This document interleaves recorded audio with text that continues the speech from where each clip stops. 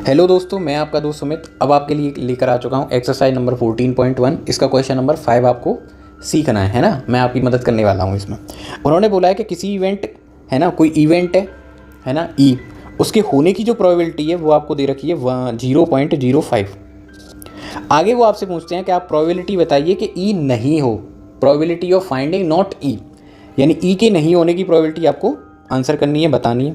तो इस क्वेश्चन का आप आंसर किस तरीके से लिखेंगे, तो आप बोलेंगे कि देखो हम जानते हैं कि किसी इवेंट के होने की प्रोबेबिलिटी और उसी इवेंट के नहीं होने की प्रोबेबिलिटी, इन दोनों प्रोबेबिलिटीज़ का जो ऐड होता है वो हमेशा क्या होता है 1। अब हमें इस क्वेश्चन में आपको गिवन है किसी इवेंट पीई के होने की प्रोबेबिलिटी है 0.05, उसी इवेंट के नहीं होने की प्रोबेबिलिटी आपसे पूछी जा रही है। ओके, और इन दोनों के ऐड का जो आंसर है वो 1 है। अब आप प्लस का साइड चेंज करेंगे तो आप देखेंगे कि प्लस का जब हम साइड चेंज करते हैं तो इसका आंसर क्या आता है माइनस। जब हम इस आंसर को ऑब्टेन करेंगे तो हमें एक छोटा सा मैथमेटिकल ऑपरेशन करना होगा कि 1 से हमें सब्ट्रैक्ट करना होगा किसे, 0.05 को।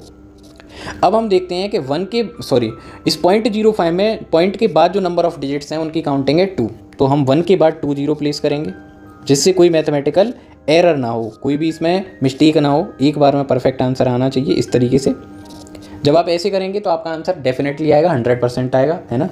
तो अब आप 100 से एक तरीके से ऐसे समझ सकते हैं, आप 100 से किसी माइनस कर रहे हैं 5 को, तो आपका आंसर क्या आएगा 95, और पॉइंट इसके आगे आप क्या लगाएंगे 0, तो आपका जो आंसर आएगा वो क्या आ जाएगा 0.95।